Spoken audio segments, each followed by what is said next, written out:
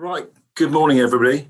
I'm Detective Inspector Ross Brown and I'm Head of Cyber and Innovation for the Southwest Cyber Resilience Centre. I'd really like to welcome you all to the first in a series of 4 webinars that we're putting on between the Southwest Cyber Resilience Centre and in collaboration with the National Cyber Security Centre. This series of webinars over the next 5 weeks will all be at the same time and on the following dates: the 8th, next Thursday, the 15th, and then skipping a week, and then on the 29th of April. They've been designed to take you through in a structured and hopefully easy to understand way to explain to you how to use the NCSC products that we provide you as part of the membership of the Southwest Cyber Resilience Centre. This will hopefully not only help you to understand the NCSC tools, but more importantly, it will help you to implement the guidance and help you make your business, whatever size or sector, more cyber resilient. This has never been more relevant as 2 in every 5 businesses suffered from some form of cyber attack last year. And where they suffered a loss, that was on average around about £8,000. Morning's webinar is entitled Introduction to Cyber Security. And in the next 25 or 30 minutes, we aim to cover the following subjects: introduction to the NCSC, outline of key cyber threats, cyber aware campaign, including the steps and toolkit, and there will be an opportunity for questions, hopefully at the end of the presentation. And what I would ask you to do is perhaps type your questions into the chat forum of the Zoom call, and I'll pick those up as we go through, and I'll ask our guest speaker, Christopher, from the NCSC to go through them at the end of the presentation. So a quick word about Christopher. In terms of the presentation this morning, it will be audio only as a result of security considerations surrounding his being part of the NCSC. But Christopher has kindly joined us and will take us through this morning's webinar. Chris, I think that's probably all I need to say at the moment. So if I can hand over to you, thanks very much. Excellent, Ross. Thank you so much. And good morning to everybody who's joined us on the call this morning. I'll just bring my slides up now. As Ross mentioned, my name is Chris. I'm the SME Engagement Officer at the National Cyber Security Centre. So my job is to work with our regional partners, the Cyber Resilience Centres, to reach businesses and help them implement cybersecurity controls to keep their business safe online. As Ross mentioned, there'll be 4 webinars in the next 4 weeks. These will have a natural progression to them. Today is going to be very much high level, looking at some of this cybersecurity concerns we're facing, the impacts of a cyber incident, and looking at the recently launched cyber aware campaign, which helps businesses to implement basic cybersecurity controls to keep their staff safe online. We'll then move into implementing these steps, looking at some of the tools available from the NCSC and what are the impacts a cyber incident can have on your business. So a little bit about the NCSC. We were established at the end of 2016 to help make the UK the safest place to live and work online. There was a recognition that the UK needed a national technical authority who could coordinate all cybersecurity matters across all parts of the UK in aid of our aim to make sure that our cyberspace is as secure and safe as possible. So we work with all parts of the UK, all from the individuals and families, businesses of all sizes, the public sector, and cybersecurity professionals. So we have quite a big remit there to support the UK at all levels, because cybersecurity is no longer simply an IT issue for IT experts. We now live in a more digital and interconnected society, and we need to take stock of the growing threat we face from a growing technological era.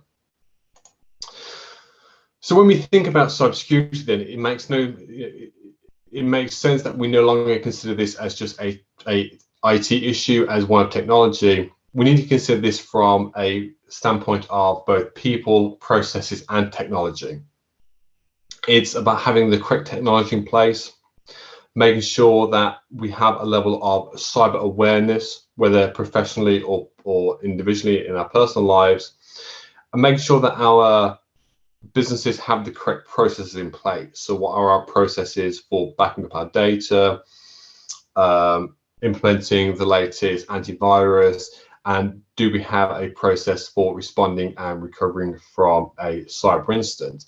And all of this together creates that sense of cyber resilience, that ability to cope with unforeseen incidents, both malicious and accidentals, because cyber incidents do occur. They do impact all organizations at all levels. So we need to be able to respond and recover should a cyber incident occur. When we look at the threat actors, then what is the threat to the UK cyberspace? We can often think of these in 5 real categories: from our cyber criminals, the nation states, insiders, hacktivists, and terrorists, all of which will have their own reasons and their own methods for carrying out a cyber attack on businesses, on UK society. And we need to recognize that given enough time, giving enough resource, any system can be broken. So our collective jobs, both at the NCSC and UK society and organizations, is to make sure that we make our cybersecurity landscape difficult for threat actors to attack and gain access.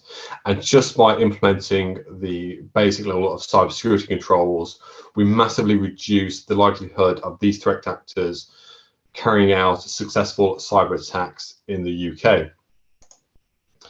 And when we think about cyber attacks, these are the 4 more common cyber attacks we're seeing. Phishing attacks, which we're all familiar with, where they come from either emails, text messages, or fraudulent phone calls.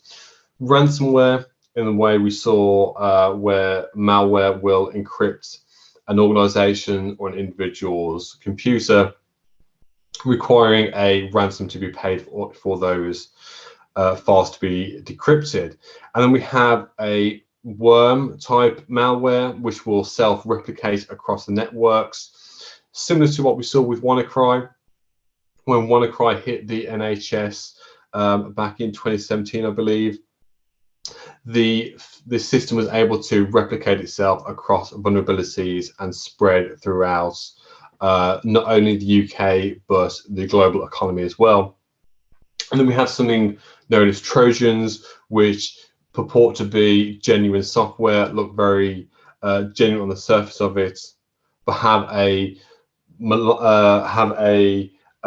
malicious code or malicious software built into those genuine looking programs. So we need to be aware that our cyber attacks can take all shapes and forms, and that we need to be able to understand what the impacts of these are, the differences, and we'll talk more about these in later webinars.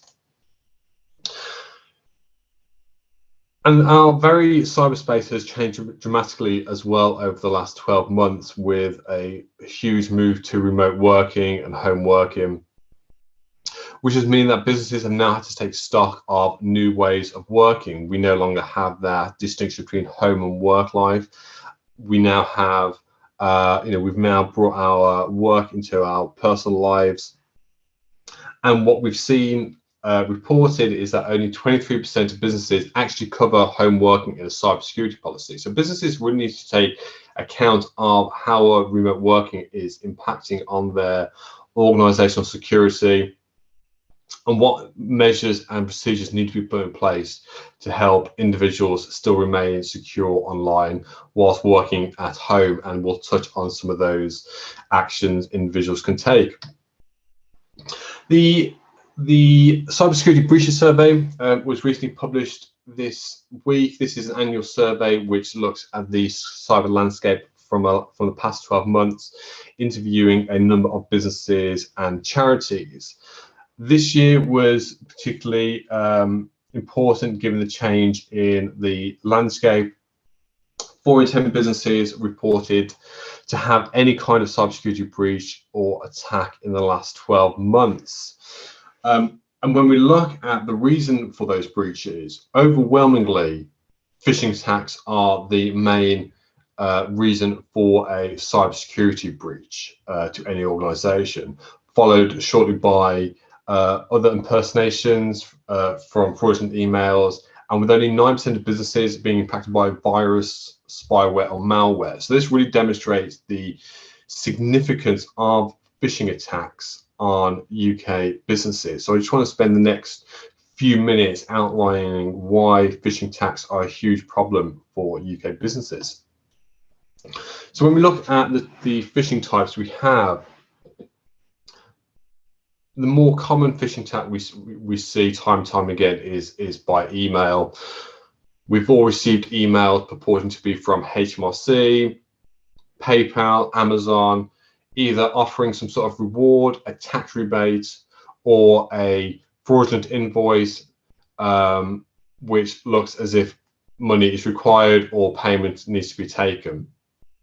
And what phishing attacks often do is really play on that sense of urgency or reward, which puts us in high pressure situations where we're not particularly going to think through the consequences of our actions, and we just want to, and we act quickly. And this is what scammers get their victims to do, is to act in a way where they wouldn't act normally. And we've all seen the telltale signs of a phishing email. It's the poor spelling and grammar, the generic greeting, a real sense of urgency. And what we're seeing more and more now within businesses are emails which look to be from high-ranking people within the organization, requesting a payment is made to a particular bank account. So where this comes from, the CEO, the CFO, we tend to trust people of authority. We don't tend to second guess those sorts of emails. And this sort of attack has had huge impacts on UK businesses. You'd be surprised how many exec members fall foul of these genuine-looking emails. And again, we see the offer of money or exclusive benefits, getting their victims to follow through on clicking through those emails. So phishing emails, then, it's important that individuals and staff members are able to identify fraudulent emails, suspicious looking emails, and know the process for reporting those emails. Because the Cybersecurity Breaches Survey identified that the average cost of a cyber breach which resulted in a loss of data or assets was over £8,000, which is a huge increase on last year. And obviously that increases with business size, with large enterprises costing the regions of £15,000 to £20,000, and this sort of money is huge to organizations. We've seen small and micro businesses go under purely because they aren't able to recuperate the cost from a cyber breach. But the financial impact of a cyber breach, then we need to understand what really that money involves. A recent survey by Ipsos Mori broke down the financial impacts into 4 categories. We have the short term and the direct cost, which we're familiar with. It's the cyber and ransom, it's the financial theft, that staff response time required for responding, resolving the issue. So whether that's contracting external staff or overtime, there's a huge cost there. But what we also need to take account of is the long-term and indirect costs that come from a cyber breach. the reputational damage, the supply chain attrition, the loss of new and existing customers. These are the wider impacts which businesses need to take account of when they are planning their business continuity plan. What we find is that with a reputational damage, this is very hard to put a monetary value on. And the impact this can have for a business, many businesses will take, it takes weeks, months, years to recover from the long-term indirect costs of a cyber attack. And in fact, many businesses never really do fully recover from the long-term and indirect costs of a cyber breach. So it's really important that we have the correct processes, technology, and training in place so staff can respond, can identify suspicious activity and report it before this unfolds into a sustained cyber incident. Often at times our staff are the front line of defense, so it's important that they are following correct procedures, embedding correct behaviors to ensure that our organizations are secure at all levels.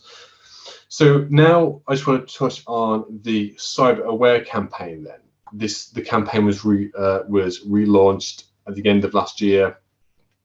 And this sets out 6 behaviors that all businesses should be taking, but also that these are controls that we can all be embedding in our professional and personal lives.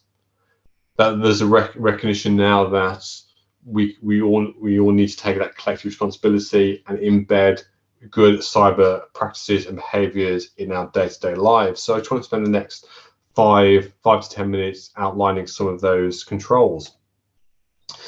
So the Cyber Aware campaign is made up of 6 behaviors. 4 of those are based on securing accounts and having strong passwords. The 2 there are about updating devices and turning on backup.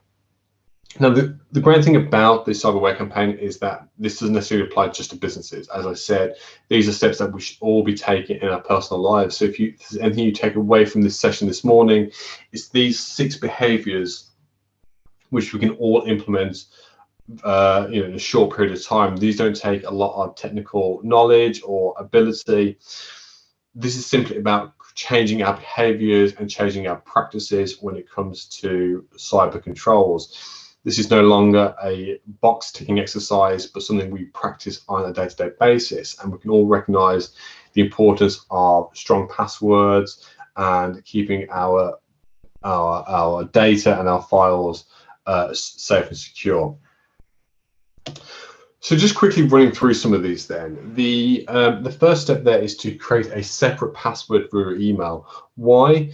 Well, your password is often a gateway. Your email is often a gateway into your other accounts. If you ever forget your password for an account, you often have a forgot username, forgot password sent to your inbox to then reset your password. So if a cyber criminal has access to your email, they can reset your other accounts and access information you've saved about yourself or your business, especially if you're working with something like Google, Outlook, which connects to multiple interfaces, multiple programs. So first and foremost, it's important that we have a separate password for your email, separate from anything else we've used in our other accounts. So what does a strong password look like then? The NCSC policy on password is that your password should be made up of 3 random words. So these are words which aren't the names of family or friends or locations, but are really random words chosen to make that secure password. Why? Well, if we look at the top 100,000 passwords, any password 3 random words doesn't appear in the top 100,000 or even million compromised passwords. Cyber criminals will have access to the most used passwords, and this can be in the range of millions to 10 millions of passwords. And cyber criminals have the capability to test these passwords en masse. And if your password appears in one of those lists, cybercriminals have an excellent way of gaining access to your account. So it's important that when we create a password, we're using that policy of 3 random words. And best practice demonstrates that we should have a 3 random word password for each of our accounts, whether that's email, utilities, work. We should never be using the same password for every account. The question that brings up is then, well, how do I remember different passwords with 3 random words for every account? The cyberware campaign recognizes that this is an impossible task for UK citizens and citizens across the world. So we recommend that passwords are saved in your browser, whether it be Chrome, Safari, Edge, for 2 reasons. One, it stops users from using the same password from account to account. And the problem there is that if you recycle or reuse the same password across different accounts, if a cyber criminal or threat actor gains access to one of those passwords, they can then try that for your different accounts. And the likelihood is that if you reuse that password, they will be able to get access to one of your other accounts. So by creating a different password and saving it in your browser, it means that you can have different passwords for each account, and that way you're not writing it down. Which is again another security risk. And again, there it protects against some cyber crimes such as fake websites. So your browser will recognize genuine websites that you've been to before, and if you try and log in, it'll auto-generate all the information, so you don't have to enter your password. But if it looks like you've been redirected to a fraudulent email, something which is made to look genuine, like HMRC, gov.uk, the browser will recognize that this isn't a genuine site and won't auto-populate those credentials. If, however, a user, a cybercriminal, is able to gain access to your password and your accounts, it's important that on your most important accounts and where possible, you implement 2-factor authentication. So in the scenario that a cybercriminal gains that information, they still won't be able to gain access to that account, because they will then require that second level of authentication to log in. And often we see this used with the banks, where you require a second level of authentication to gain access to your account. So this can be something, it'll be a password, a phone, smart card, or fingerprint or eye scan, so your biometrics. And by implementing 2-factor authentication, it means that cyber criminals won't be able to gain access to your account without that second level of authentication. And often with 2FA, that email or that message will demonstrate that someone's tried to log in, and if it isn't you, you can identify that someone's trying to access your account fraudulently. But of course, we're all human, things do go wrong. Cyber criminals will always leverage vulnerabilities within software, within operating systems, which is why it's important that we update our devices and our software on a regular basis. Out-of-date software contains weaknesses in them, and suppliers and vendors are constantly updating their software to remove these vulnerabilities as they're found. So as I said there, companies fix the weaknesses through updates, through patches. So we need to take the time to implement those updates and those security patches. We've all seen it before. We've been in the middle of something, the community wants to restart, install an update, and it's very easy to click do it later, maybe some other time. But it's important that we get into a habit of updating our devices as soon as that patch comes in. And finally, we need to back up our data on a regular basis. Things do go wrong. Cyber criminals do gain access to our networks and to our systems, which is why in the event of ransomware or our files and database being deleted, we have a second copy. We have a backup copy we can access during these scenarios. So this means, this is about keeping a copy of your information saved either to an offline device, such as a hard drive or a USB stick, or creating a copy in the cloud. So by backing up regularly, it means that you will always have a recent version of your information saved. There's nothing worse than losing access to your files, your systems, only to find out that the last backup was a month ago, 2 months ago, and that information is out of date. Businesses need to be in the habit of creating regular backups and regular intervals. And in fact, this is something we should all be doing in case anything ever goes wrong. As it says there, by having regular backups, it will help you recover quicker if your data is lost or stolen. So this is something we can do very quickly ourselves and implement very quickly. And in fact, many devices now across Android and Apple will update those photos, those files, on a regular basis. So those are the steps to the cyberware campaign. There's a lot to unpack there. There's a lot to implement and go through, which is why we've created the self-assessment tool. This is a cyber action plan, whereby if you answer a few questions and go through the survey, it'll create a bespoke action plan for you to implement. This is for both organizations and for individuals. So it's something I'll be doing over the weekend. This is something we introduced not too long ago. And just by answering those questions, it'll create a tick list action plan of all the things you need to do to implement those cyber aware tools and actions. And by implementing the cyber aware campaign, we drastically improve our cybersecurity controls and behaviors, because cyber criminals will start to go elsewhere. Cyber criminals are bound by time and resource. They really want those easy wins. They're really going after those victims who don't have this level of cybersecurity controls in place. And as I said, these steps are very easy to implement, won't take a lot of time, but will lessen the likelihood of you being the victim of a cyber attack, either at home or at work. That was a lot of information to unpack in a short space of time. As Ross and I mentioned at the beginning, these sessions will be running at the same time for the next 4 weeks. I'm happy to take any questions people may have at this time. And if people want any extra resources, I'm happy to supply those. I know we're close to the wire, but I'm happy to take any questions in the next 2 to 3 minutes. So thank you all, and thank you, Ross.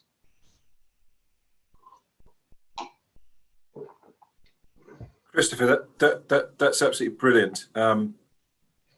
One question that's come in from Mark, if I can just pose it, if you are hearing me, hopefully.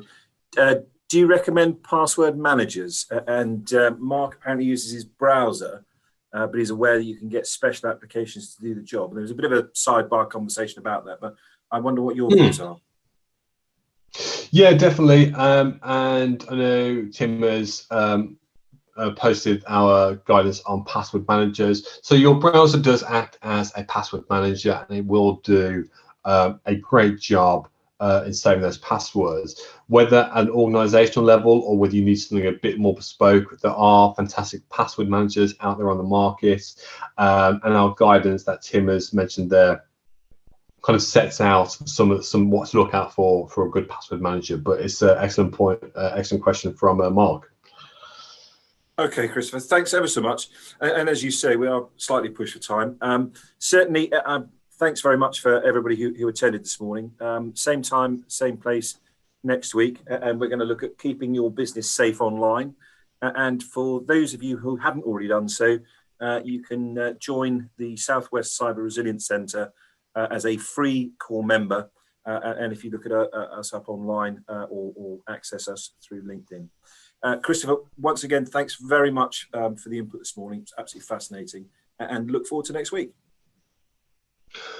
Excellent. Thank you, everybody. Have a good weekend. Cheers. Bye-bye.